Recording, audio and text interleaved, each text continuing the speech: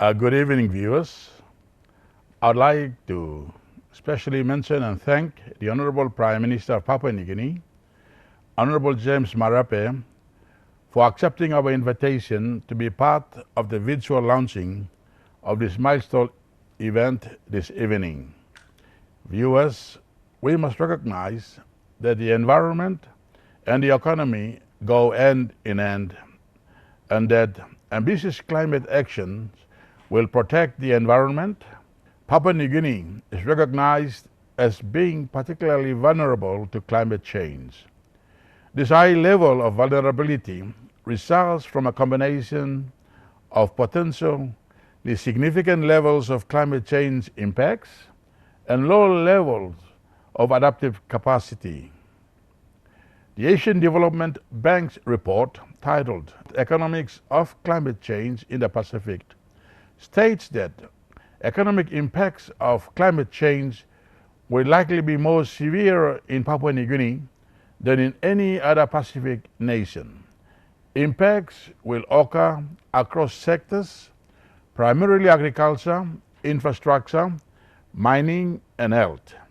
Viewers, most Papua New Guineans rely on subsistence agriculture. More than 80% of the population lives in rural areas as subsistence agricultural farmers. Whilst the effects of climate change won't be the same across all of Papua New Guinea, each region will face significant impacts on their infrastructure, health, food supply, and industries.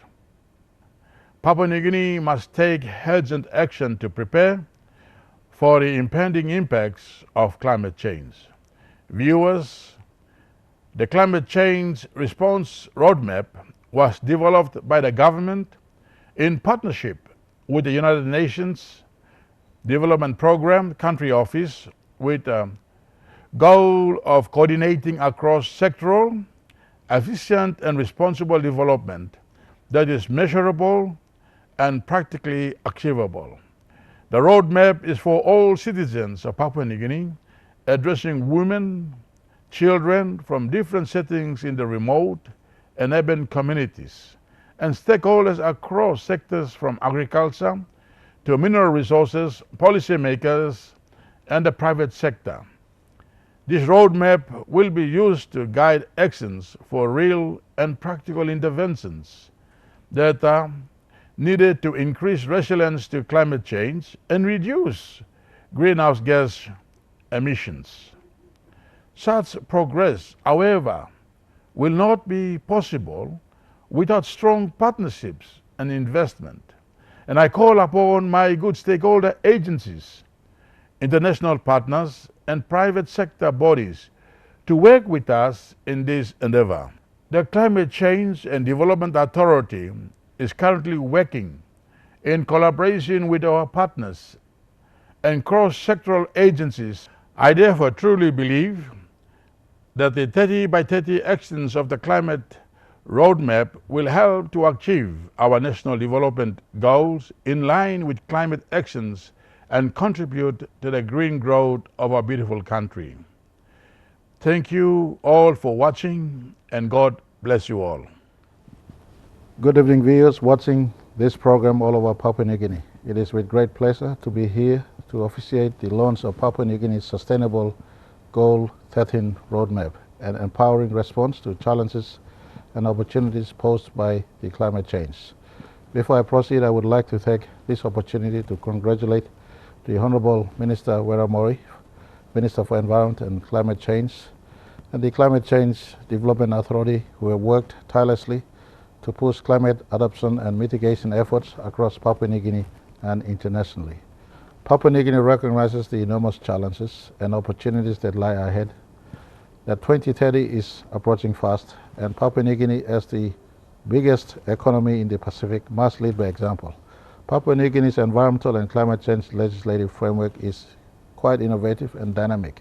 It guides our domestic action to promote a climate resilient agenda as we move forward towards achieving economy-wide reductions. At present, I note that the Climate Change Management Act 2015 is undergoing review to align with the Paris Agreement, and the revisions of Papua New Guinea's national determined contributions, Building on the progress in the country's commitment by taking action on climate change, Papua New Guinea had taken steps by translating the ambitions articulated in the 2030 agenda into tangible outcomes for our people by integrating the SDGs into our national visions and policies. Last month, I presented the voluntary national review of the independent state of Papua New Guinea on the implementation of the 2030 development agenda and the Sustainable Development Goals. That was the country's first national review process, which involved all sectors and the general public. Today I stand here to present the Sustainable Development Goal number 13 roadmap, which I spoke of under SDG 13 progress. The roadmap presents the 30 major actions that the country will take by 2030 to respond to climate change. Using the Sustainable Development Goal as a framework, the roadmap aims to achieve the objectives set out in the country's medium-term development plan number 3. Viewers, this roadmap focuses on climate governance, energy, forestry, agriculture, infrastructure, fisheries, tourism, biodiversity, conservation, and health. Without this roadmap, there will be no immediate and tangible action to achieve the objectives and targets set out in the medium-term development plans. The cost incurred in this country by climate change is enormous, and the available resource that we have in the country to address climate change is very minimal. The emphasis on having the United Nations SDG 1330 by 30 roadmap is that all responsible sectors of government will have to take ownership to drive those actions. I acknowledge the efforts made by the Honourable Minister and his agency, Climate Change and Development Authority, in making tremendous effort in identifying new domestic levies and fees to be charged on some of our emission sources. This new funding source will support the government and sector agencies to drive implementation of the Sustainable Development Goal number 13 roadmap. Although the government of PNG may take the lead on many of those actions, we will also need the resources, energy, commitment of our people, subnational governments, the private sector, our development partners, international funding mechanisms such as the Green Climate Change, and civil society, amongst others, to ensure successful implementation. I shall reiterate the statement I made at New Zealand Institute of International Affairs. You need oxygen as much as I need oxygen out there in the world. Our biodiversity in PNG is second to none. 6% or 7% of the world's biodiversity is found in Papua New Guinea. The Pacific Blue Oceans must be kept in a healthy state. We must be pollution-free. And this can only happen when PNG, as the leading nation in the South Pacific, take an active way forward.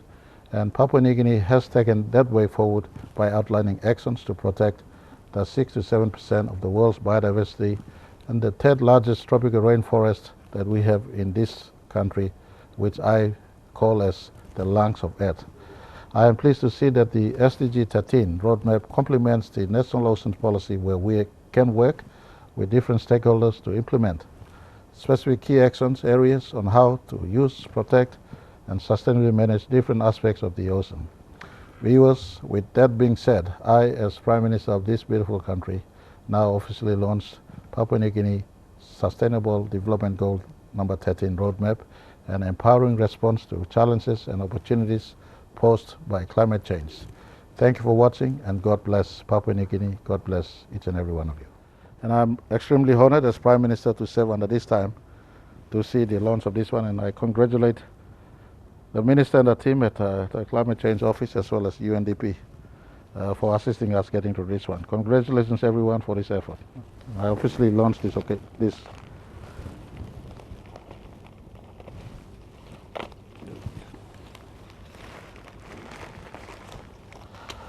Okay, very good. PNG Sustainable. It's called 30 Actions by 2030 Papua New Guinea Sustainable Development Goal number 13 Roadmap. Congratulations.